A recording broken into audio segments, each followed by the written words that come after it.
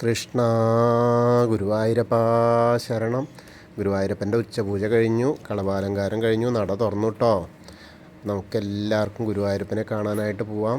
ഗുരുവായൂരപ്പൻ്റെ ചതുർബാഹുവായ വിഗ്രഹത്തിൽ ഏത് രൂപത്തിലാണ് ഭഗവാൻ കാത്തിക്കണത് നമ്മളെ ഭക്തരെ എല്ലാവരെയും ഒരുമിച്ച് കാണാനായിട്ട്, ഭക്തരെ അനുഗ്രഹിക്കാനായിട്ട് നോക്കാം. നമുക്ക് ആദ്യം തന്നെ കിഴക്കേ നടയിലുള്ള മഞ്ജുളാലിൻ്റെ അവിടെ ചെല്ലാം. അവിടെ നിന്ന് മഞ്ജുള വാരസ്യാരെയൊക്കെ ഒന്ന് പ്രദക്ഷിണമായിട്ട് ഇങ്ങനെ പോരാം. ആലിനെയൊക്കെ ഒന്ന് പ്രദക്ഷിണം ചെയ്ത് വരാം. ആ ഗരുഡനെയൊക്കെ കാണാം. ഇന്നിപ്പോൾ തിങ്കളാഴ്ചയാണ്, ഉദയാസ്തമന പൂജ ഇല്ല. പക്ഷേ കലശം നടക്കുക കൊണ്ടേ ഉപദേവതകൾക്കൊക്കെ കലശം നടക്കുക. ഇപ്പം അയ്യപ്പൻ്റെ കഴിഞ്ഞു. ഇപ്പം ഇന്നലെ രാത്രിയോട് കൂടിയിട്ട്, വൈകുന്നേരത്തോട് കൂടിയിട്ട് ഗണപതിക്ക് കലശം. അതിനിപ്പോൾ കുറച്ച് ഇന്നും നാളെയും കൂടി ഉണ്ടാവും. അപ്പോൾ നല്ല ആ ഒരു അതിൻ്റെ അതായത് ആചാര്യവരണമൊക്കെ കഴിഞ്ഞ് ഒരുപാട് കാര്യങ്ങളൊക്കെ ഉള്ള ആ ഒരു അതാണ്. അത് കഴിഞ്ഞ 24-ാം തീയതി ഭഗവതിക്ക് കലശമാണ്. അപ്പോൾ അതേവരെയൊക്കെ കുറച്ച് തിരക്കിൻ്റെ ആ ഒരു ഇതങ്ങനെ ഉണ്ടാവും. അപ്പോൾ എന്തായാലും നമുക്ക് തൊഴാനായിട്ട് പോവാം. കാരണം ഉപദേവതകൾക്കൊക്കെ ശക്തി കൂടാൻ വേണ്ടിയിട്ടാണ് അവരൊന്ന് ചെയ്യുന്നത് കലശമൊക്കെ. അങ്ങനെ നമ്മൾ മഞ്ജുളാലിൻ്റെ അധികം ഇങ്ങനെ വന്ന് പുതിയ ഗോപുരത്തിൻ്റെയൊക്കെ അതിലൂടെ നടുവിലൂടെ ഇങ്ങനെ വരുമ്പോൾ രണ്ട് സൈഡിലുള്ള ആ വിഗ്രഹങ്ങളൊക്കെ കണ്ടിങ്ങനെ തൊഴുത് വന്ന് നമ്മൾ മേൽപ്പത്തൂർ ഓഡിറ്റോറിയത്തിൻ്റെ പുറകിലുള്ള അത്തിമര ഗണപതി ക്ഷേത്രത്തിലേക്ക് പോയിട്ട് അവിടെ തൊഴുത് വരാം.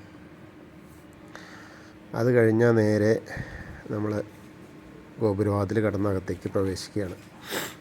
അങ്ങനെ അകത്തേക്ക് പ്രവേശിക്കുമ്പോൾ വാതിൽപ്പടി കയറിയുമ്പോൾ നമ്മൾ ആ ഇടത്തെ സൈഡിലുള്ള മേൽപ്പത്തൂരിൻ്റെ ആ പീഠം നോക്കി തൊഴാം. അതേപോലെ വലത്തെ സൈഡിലെ കരിങ്കലിൻ്റെ ആ തൂണ് കണ്ടു തൊഴാം. നരസിംഹാവതാരം കാണിച്ചു കൊടുത്ത തൂണാണ്, അത് കണ്ടു തൊഴാം.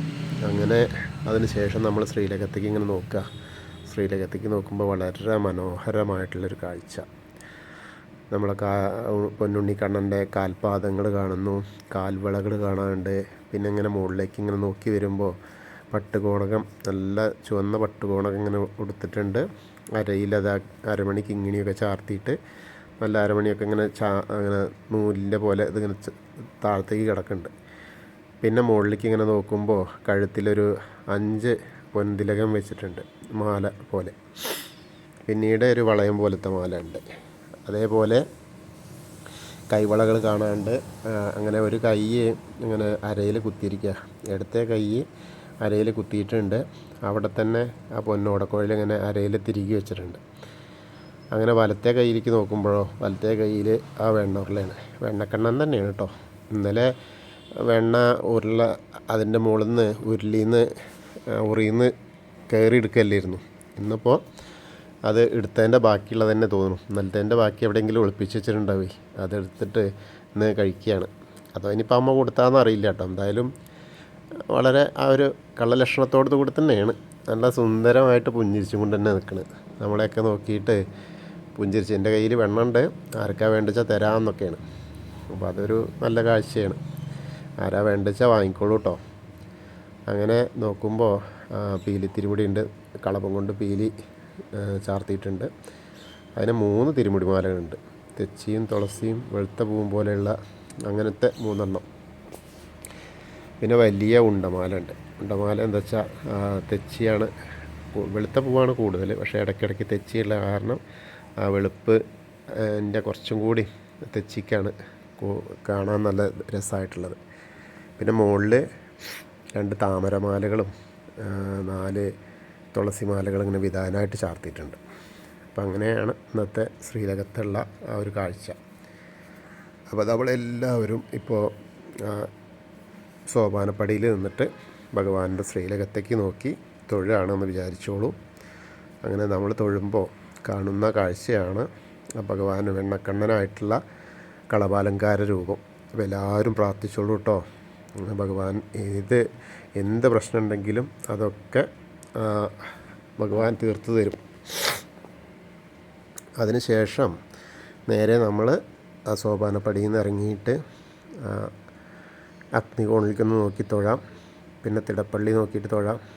അതേപോലെ ഒന്ന് പുറംതിരിഞ്ഞിട്ട് ഇങ്ങനെ നോക്കുമ്പോൾ മുകളിലുള്ള ആലിലക്കണ്ണനെ കണ്ട് തൊഴാം.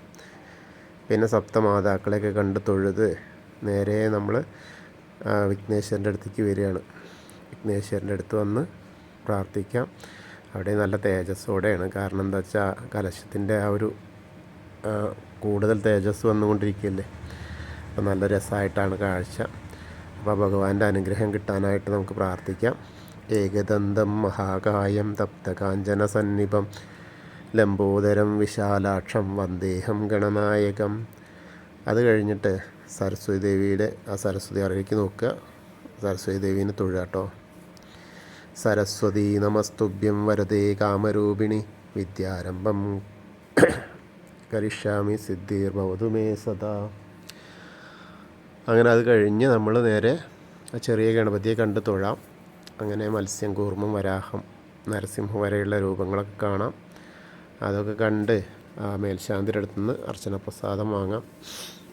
ഉച്ചപൂജ അലങ്കാരം ഉച്ചപൂജ ഉണ്ടായിരുന്ന മേൽശാന്തി തന്നെയാണ്, കവപ്രമാരാത്ത അച്യുതൻ നമ്പൂരിപ്പാട്. അവിടുന്ന് അർച്ചന പ്രസാദമൊക്കെ വാങ്ങിയിട്ട് നേരെ നമ്മൾ വാമന രൂപം കണ്ട് തൊഴാം. പിന്നെ ഗജേന്ദ്രമോക്ഷത്തിൻ്റെ രൂപം കാണാം. അതേപോലെ ഗരുഡാരൂഢനായിരിക്കുന്ന മഹാവിഷ്ണുവിനെ കണ്ട് തൊഴാം. പിന്നെ അനന്തപത്മനാഭനെ കണ്ട് തൊഴാം. അവിടെയും ധാരാളം പൂക്കളുണ്ട്. വിധാനമായിട്ട് മാലകൾ ഇങ്ങനെ ചാർത്തിയിട്ടുണ്ട്. താമരമാലകളൊക്കെ ധാരാളമുണ്ട്. അപ്പോൾ അവിടെ പ്രാർത്ഥിക്കുക.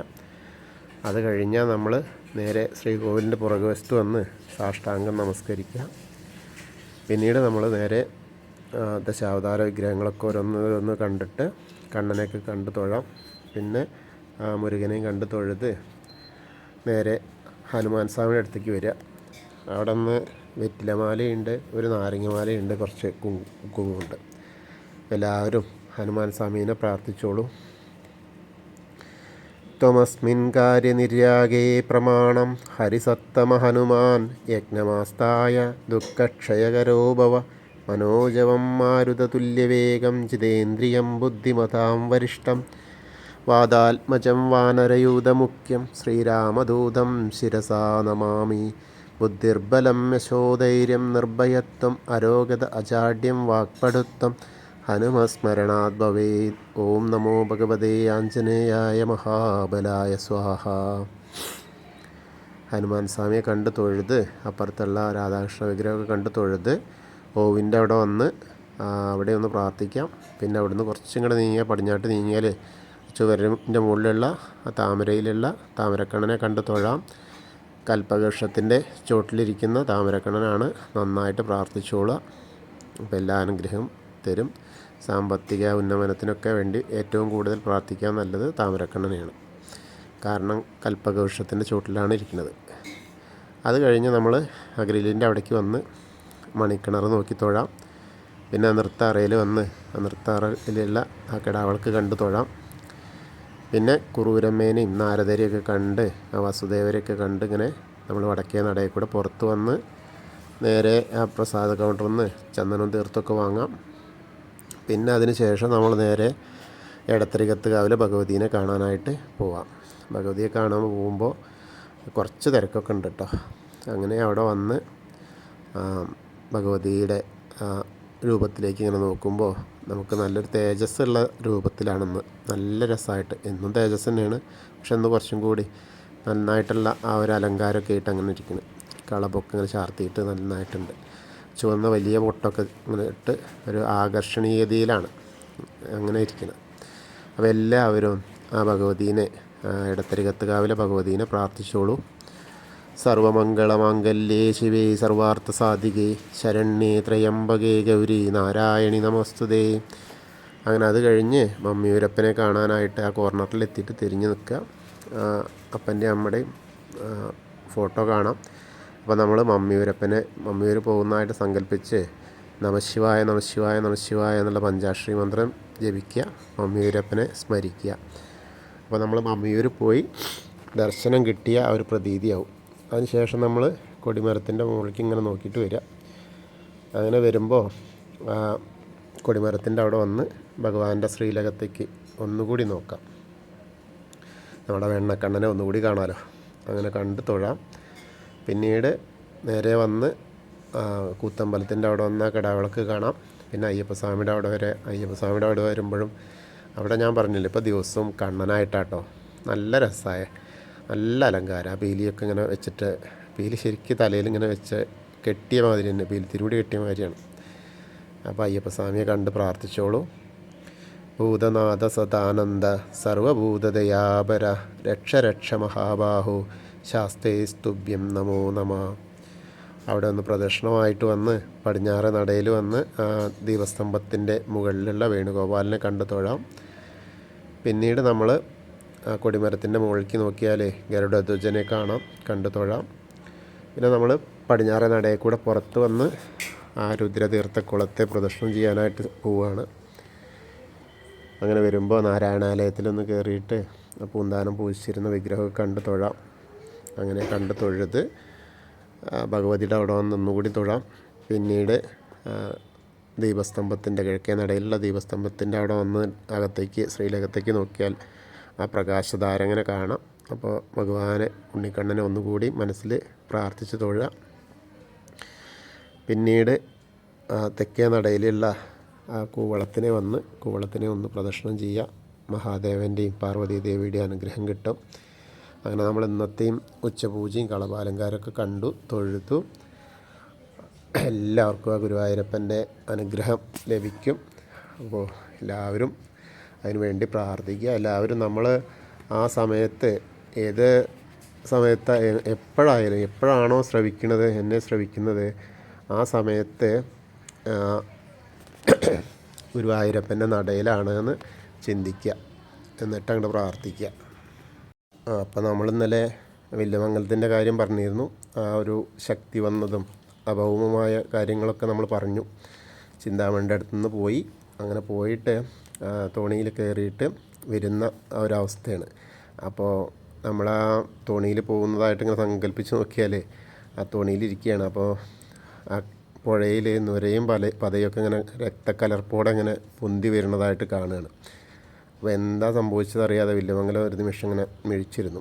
വെള്ളത്തിനടിയിൽ എന്തോ ഒരു വലിയ ജീവിക്ക് അപകടം പറ്റിയിട്ടുണ്ട്, അല്ലെങ്കിൽ ഇത്രയധികം രക്തം പ്രവഹിക്കില്ല. അപ്പോൾ രക്തക്കലർപ്പിനപ്പുറം ജലനിരപ്പിൽ ഒരു അലൗകിക പ്രകാശമാണ് പരന്നു കാണുന്നത്. അജ്ഞാതമായ ഒരു ശക്തി തൻ്റെ ശരീരത്തിലേക്ക് പടർന്നു കയറുന്നതായിട്ട് തോന്നിയ ആ നിമിഷത്തിൽ ഇടവം വലം നോക്കാതെ സ്വാമിയാർ വെള്ളത്തിലേക്ക് ഒറ്റ ചാട്ടം. അങ്ങനെ ആഴത്തിലെത്തിയപ്പോൾ കണ്ടത് ഒരു മഹാത്ഭുതം. ചൈതന്യം തുളുമ്പുന്ന ഒരു ശ്രീകൃഷ്ണ വിഗ്രഹം ചെളിയിൽ പുതഞ്ഞു കിടക്കുന്നു.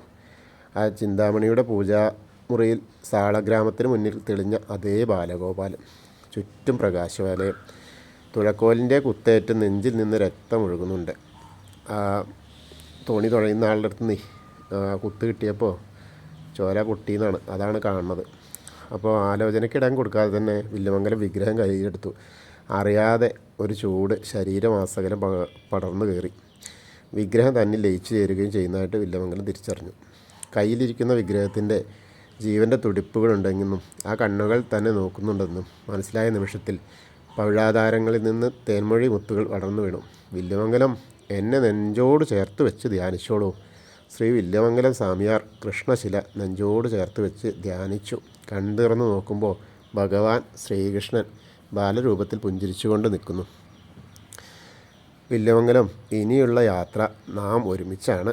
ഭഗവാനെ ബാലഗോപാല, ഇതിന് മാത്രം സുഹൃതം ഞാൻ ചെയ്തിട്ടുണ്ടോ?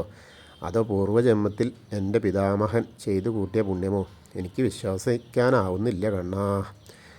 അമ്മയുടെ മാറിൽ ചുറ്റിപ്പിടിച്ച് കിടക്കുന്ന കുഞ്ഞിനെ പോലെ ഭഗവാൻ വില്വമംഗലത്തിൻ്റെ നെഞ്ചിൽ കാന്തിക പ്രഭാതത്തോടെ ചുറ്റിപ്പിടിച്ച് കിടന്നു.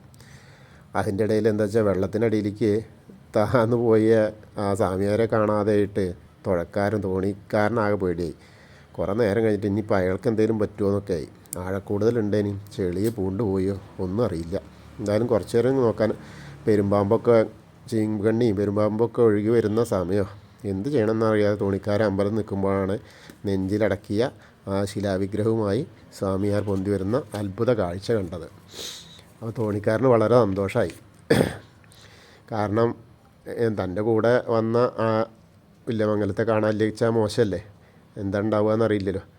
അങ്ങനെ ആ അഞ്ജനക്കല്ലുള്ള പ്രതിമ വെള്ളം തുടച്ച് ഭാണ്ഡത്തിനുള്ളിലാക്കി വെച്ച് ഒന്നും സംഭവിക്കാത്ത പോലെ ഒരിടത്തിരുന്നു. ഇനി എന്ത് എന്ന് മനസ്സിൽ വിരിഞ്ഞ ചോദ്യത്തിന് ഉടനെ ഭഗവാന്റെ മറുപടിയും കിട്ടി. അതോടെ വില്യമംഗലം സ്വാമി ആ തോണി യാത്ര അവിടെ വെച്ച് അവസാനിപ്പിച്ച് കരയിലിറങ്ങി. ശേഷം ഭഗവാൻ കാണിച്ചു കൊടുത്ത വഴികളിലൂടെ സ്വാമിയാൻ മുന്നോട്ട് നടന്നു. അങ്ങനെ തികഞ്ഞൊരു അവധൂതനായിട്ട് ശ്രീമംഗലം വില്യമംഗലം സ്വാമിയാരിങ്ങനെ നടന്നു, ഗ്രാമങ്ങളിലൂടെയൊക്കെ നടന്നു. അപ്പോൾ എവിടെയെങ്കിലും ഒന്ന് ഭഗവാനെ പ്രതീക്ഷിക്കണമല്ലോ. കാരണം തൻ്റെ ചാക്കും കെട്ടിലിങ്ങനെ ഭഗവാനെ കൊണ്ട് നടക്കുമ്പോൾ ഭഗവാന് ശ്വാസം മുട്ടില്ലേ. അപ്പോൾ എവിടെയെങ്കിലും പ്രതീക്ഷിച്ചാൽ മാത്രമല്ലേ ഭഗവാന് ഒരു ഉചിതമുള്ളൂ. അങ്ങനെ നോക്കി നോക്കി നടക്കുമ്പോൾ കുറച്ച് കഴിഞ്ഞപ്പോൾ ഭഗവാന്റെ ഒരു വാക്ക് കേട്ടു. അതായത് എവിടെയും പോകണ്ട, അദ്ദേഹത്തിന് എങ്ങോട്ടും പോകണ്ട, തൻ്റെ മുന്നിൽ തന്നെ, അതായത് ഇല്ലത്തിൻ്റെ കുറച്ച് വടക്ക് ഭാഗത്തേക്ക് നീങ്ങിയിട്ട് കരിമ്പാറക്കൂട്ടങ്ങളിൽ നിബിഡമായ 4-5 ഏക്കർ സ്ഥലം തലശ്ശൂരിമി ഉണ്ടായിരുന്നു. ആ കരയിലായിട്ട് ഒറ്റപ്പെട്ട് കിടക്കായിരുന്നു. അവിടെ ആ കരിമ്പാറക്കൂട്ടങ്ങൾക്ക് നടുവിലാണ് ലക്ഷണമൊത്ത ഒരു വട്ടക്കാവിൽ പണി തീർത്ത ബാലഗോപാലൻ്റെ അഞ്ജനക്കൽ പ്രതിമ വെച്ചത്. ശരിക്കും പറഞ്ഞാൽ പുത്തൻചിറ പാറമേ തൃക്കോവിൽ ശ്രീകൃഷ്ണസ്വാമി ക്ഷേത്രമാണ്. അതായത് വില്യമംഗലത്തിൻ്റെ തറവാട്ട് നിന്നിരുന്ന സ്ഥലത്തുള്ള ആ ക്ഷേത്രം. അപ്പോൾ അതങ്ങനെ വില്യമംഗലത്തിൻ്റെ ഒരു കഥ കേട്ടോ. അതുകൂടാതെ നമ്മുടെ ഉണ്ണിക്കണ്ണൻ്റെ ഒരു കഥ കൂടി, ചെറിയൊരു കഥയും കൂടി. മറ്റൊന്നല്ല, കണ്ണനും രാധയും ഒക്കെ ആയിട്ട് ആ ചെറുപ്പം അമ്പാടിയിലെ ഒരു കളിച്ച് നടക്കുന്ന സമയത്ത് അവർ പശുക്കളെ മേയ്ക്കാനായിട്ട് പോയി. അങ്ങനെ കുറച്ച് ദൂരേക്ക് ചെന്നപ്പോൾ വളരെ മനോഹരമായൊരു കാഴ്ച. അതായത് പൊയ്കയുണ്ട്, അരുവികളുണ്ട്, അരുവിയിൽ അരയന്നങ്ങൾ നീന്തി കളിക്കണു. അതേപോലെ നല്ല നല്ല വൃക്ഷങ്ങളും നല്ല ലതാദികളൊക്കെ ആയിട്ട് നിറഞ്ഞ് അണ്ണാരക്കണ്ണനും അതുപോലെ കാട്ടുമൃഗങ്ങൾ, ചെറിയ ചെറിയ മൃഗങ്ങൾ, മുയലുകൾ, അങ്ങനെയൊക്കെ ഉള്ളതൊക്കെ പ്രശാന്ത സുന്ദരമായ ഒരു സ്ഥലം. അപ്പോൾ രാധാദേവി പറഞ്ഞു, കണ്ണാ ഒരു സംഗീതം കൂടി കേട്ടിരുന്നെങ്കിൽ വളരെ നന്നായിരുന്നു. അങ്ങനെ കേട്ടിരുന്നെങ്കിൽ വളരെ നന്നായിരുന്നു പറഞ്ഞപ്പോൾ കണ്ണൻ പറഞ്ഞു, അതിനെന്താ, ഞാനിപ്പോൾ പാടിത്തരാം എന്ന് പറഞ്ഞ് ഓടക്കുഴലെടുത്ത് പാട്ട് പാടിയപ്പോൾ എന്താ, എല്ലാ പക്ഷിമൃഗാദികളും ഒക്കെ ആ അരുവി പോലും അവിടെ അതായത് ആ പാട്ടിൽ അലിഞ്ഞു നിന്നു എന്നാണ്. താളം പിടിക്കുന്ന പോലെ, അരുവി പോലും താളം പിടിക്കുന്ന പോലെ തോന്നി. അങ്ങനെ അത്രയ്ക്കും സുന്ദരമായ ആ ഗാനം, രാഗധാര കേട്ട് പശുക്കളൊക്കെ, പിന്നെ ഭക്ഷണം, നല്ല പുല്ലുള്ള സ്ഥലം, പിന്നെ ഭക്ഷണമൊന്നും വേണ്ട, ഇനി നമുക്ക് കണ്ണൻ്റെ കൂടെ അമ്പാടിക്ക് തന്നെ വരിക എന്ന് പറഞ്ഞിട്ട് തിരിച്ചു പോരുകയാണ്. അങ്ങനെ തിരിച്ചു പോരുമ്പോൾ വീട്ടിലെത്തി കാരണം കുറച്ച് നേരം അവിടെയും ഇവിടെയൊക്കെ പോയതല്ലേ. അപ്പോൾ വീട്ടിൽ വന്ന് നോക്കുമ്പോൾ അമ്മ തൈര് കടയുമ്പോൾ അവിടെ ഇരുന്നിട്ട് അതിലേക്ക് തന്നെ നോക്കിയിരിക്കുക. അപ്പോൾ എന്താ കണ്ണാ നോക്കണേ, കണ്ണൻ്റെ ഉദ്ദേശമൊക്കെ മനസ്സിലായി. ഞാൻ കുറച്ച് നേരം കൂടി ഒന്ന് വിശ്രമിക്കൂ, ഞാനത് കഴിഞ്ഞ ഉടനെ തരാം, വെണ്ണ തരാമെന്ന് പറഞ്ഞു. ശരി അമ്മേ എന്ന് പറഞ്ഞിട്ട് അങ്ങനെ ഇരുന്നു. അപ്പം ഉണ്ട് നല്ല സുഗന്ധം, എന്താ പഴക്കാരിയാണ്, പഴം, നല്ല മാമ്പഴത്തിൻ്റെ സുഗന്ധം. അപ്പോൾ ഒരു പഴക്കാരി അതിലേ ഇങ്ങനെ വരികയാണ്. പഴം വേണോ എന്ന്. അപ്പോൾ നന്ദഗോപര് പറഞ്ഞു, എന്നാൽ പഴം തരുമെന്ന് പറഞ്ഞിട്ട് അങ്ങനെ പഴം വാങ്ങുകയാണ്. വാങ്ങുമ്പോൾ അന്ന് എന്താ വെച്ചാലേ ധാന്യം കൊടുക്കണം. നമ്മുടെ കയ്യിലുള്ളത് പൈസ ഇല്ല, പകരം എന്തെങ്കിലുമൊക്കെ സാധനങ്ങളാണ് കൊടുക്കുക. അപ്പോൾ ഒരു കുട്ട നിറച്ച് സാധനം കൊണ്ടുപോയി എടുത്തു കൊടുന്നു. എന്നിട്ട് ചോദിച്ചു, ഈ ഒരു കുട്ട പഴം എനിക്ക് തരുമെന്ന്. ഓ തരാലോ. അപ്പോൾ ആ പൂക്കാരി വൃദ്ധയായ സ്ത്രീയാണ്, അതായത് പഴക്കാരി. അപ്പോൾ അമ്മ പറയുകയാണ്, എനിക്ക് ആദ്യമായിട്ടാണ് എൻ്റെ ഒരു കുട്ട മാമ്പഴത്തിന് ബദലായിട്ട് ഒരു കുട്ട നിറച്ചും ധാന്യം തരുന്നത്. അപ്പം അങ്ങ് വളരെ നല്ല മനുഷ്യനാണ്, അതായത് സഹജീവികളോടുള്ള സ്നേഹമുള്ള ആളാണ് എന്നൊക്കെ പറഞ്ഞു. അങ്ങനെ അതൊക്കെ കൊടുത്തു കേട്ടോ. അത് കൊടുത്തപ്പോഴേ ഇതിങ്ങനെ കണ്ടു. അപ്പോൾ കണ്ണന് മനസ്സിലായി, കുറച്ചെന്തെങ്കിലും അങ്ങോട്ട് കൊണ്ടുപോയി കൊടുത്ത, ധാന്യം കൊണ്ടുപോയി കൊടുത്ത പഴം കിട്ടും. അപ്പം എന്നാൽ അച്ഛൻ വാങ്ങിയത് വേണ്ട, താനൊന്ന് പോയിട്ട് നോക്കാമെന്ന് പറഞ്ഞിട്ട് ഉള്ളിൽ പോയിട്ട് 2 കൈയിലും കുറച്ച് ധാന്യം എടുത്തു. എന്നിട്ട് ആ വൃദ്ധയായ ആ സ്ത്രീയുടെ അടുത്ത് ചെന്നിട്ട് പറയാണ്, ഇത് വാങ്ങൂ എന്ന് പറഞ്ഞു. അപ്പോൾ ഇത് വാങ്ങി. എന്താണെന്ന് അറിയില്ല, കുട്ടി കുറച്ച് പഴം ഇത് കൊടുന്ന് തരുമല്ലേ. വാങ്ങിയിട്ട് പറഞ്ഞു, ഇനി എനിക്കൊരു പഴം തരുമോ എന്ന് ചോദിച്ചു. അപ്പോൾ ഈ ഉണ്ണിയെ കണ്ടപ്പോൾ എന്താ വെച്ചാൽ വൃദ്ധ ആകെ സ്തംഭിച്ചു. കാരണം കണ്ണനെ പറ്റി കേട്ടിരിക്കണു, കണ്ണനാണ് ഈ കൊടുന്നു കൊടുക്കുന്നത്. അങ്ങനെ ആ ഒരു ഇതിൽ. പക്ഷേ അപ്പോൾ കണ്ണൻ എന്താ വിചാരിച്ച്, പഴം തരുമോ എന്ന് ചോദിച്ചപ്പോഴും പഴം തരുന്നില്ല. അപ്പോൾ താൻ കൊടുത്തത് കുറച്ചല്ലേ ഉള്ളൂ, അതുകൊണ്ടായിരിക്കും തരാത്തതെന്ന് വെച്ചിട്ടൊരു വിഷമത്തിൽ നിന്നു. ഇനിയിപ്പോൾ എന്താ ചെയ്യുക, കിട്ടൂല്ലല്ലോ, എനിക്കാണെങ്കിൽ പഴം ഇഷ്ടമായി എന്നുള്ളത്. അതിനുശേഷം ആ വൃദ്ധ ഇങ്ങനെ നോക്കുമ്പോൾ ഉണ്ണി ഇങ്ങനെ കരയണ പോലെ നിൽക്കുക. അപ്പോൾ വേഗം 2 നല്ല മുഴുത്ത പഴം എടുത്തിട്ട് കൈ കൊടുത്തു. വളരെ സന്തോഷമായി. അത് കിട്ടിയ പാടെ ഒരെണ്ണം കയ്യിൽ വെച്ചു, മറ്റേ ഒരെണ്ണം കൊണ്ട് രാധയുടെ അടുത്തേക്ക് പോയി. രാധയ്ക്ക് കൊണ്ടേ കൊടുത്തു. അങ്ങനെ കൊണ്ടേ കൊടുത്ത് കണ്ണൻ അവിടെ നിന്നാണ് പോയി നോക്കുമ്പോൾ വൃദ്ധ എന്നാൽ പിന്നെ പൂവല്ലേ എന്ന് വെച്ച് നോക്കുമ്പോൾ തൻ്റെ ഉണ്ണി കൊടുത്തതും അതുപോലെ നന്ദഗോപർ കൊടുത്തതുമായ ആ ധാന്യങ്ങൾ മുഴുവൻ സ്വർണ്ണധാന്യങ്ങളായിട്ട് ആകെ സ്തംഭിച്ചു പോയി. എങ്ങനെ ഇപ്പോൾ ഇതുണ്ടായി? അപ്പോഴാണ് കണ്ണൻ്റെ ആ ഒരു താൻ ഈശ്വരൻ്റെ അടുത്താണ് എത്തിയെന്നുള്ളതും തൻ്റെ കഷ്ടകാലം തീരാൻ വേണ്ടിയിട്ട് കണ്ണൻ അനുഗ്രഹിച്ച് തന്നതാണെന്നൊക്കെയുള്ള ആ ഒരു അരുളപ്പാട്, ആ ഒരു സ്വയബുദ്ധി വയസ്സായ വൃദ്ധയ്ക്ക് ഉണ്ടായത്. തുടർന്ന് അങ്ങനത്തുള്ള ജീവിതകാലം കണ്ണനെ പാടി ജീവിച്ചു. വളരെ സുഖമായിട്ട് അവരുടെ കുടുംബമൊക്കെ ആയിട്ട് ജീവിച്ചു എന്നാണ് ആ കഥ. നല്ലൊരു കഥയാണ്. കാരണം എന്താ വെച്ചാൽ ഭക്തി തന്നെയാണ്. കണ്ണന് നമ്മൾ എന്താണോ കൊടുക്കുന്നത്, നമ്മുടെ മനസ്സ് തുറന്നിട്ട് എന്തു കൊടുക്കുന്നു, അതിന് തിരിച്ച് വളരെ നന്നായിട്ട് തന്നെ നമുക്ക് അനുഗ്രഹം കിട്ടും എന്നുള്ളതാണ്. അപ്പം എല്ലാവർക്കും കഥയൊക്കെ കേട്ടു ഇഷ്ടമായി എന്ന് വിചാരിക്കുന്നു. നമുക്കിനി നാളെ ബാക്കി പറയാം. കൃഷ്ണായ വാസുദേവായ ഹരയേ പരമാത്മനെ പ്രണതക്ലേശനാശായ ഗോവിന്ദായ നമോ നമഃ. ഹരേ കൃഷ്ണ. ഗുരുവായൂരപ്പാ ശരണം.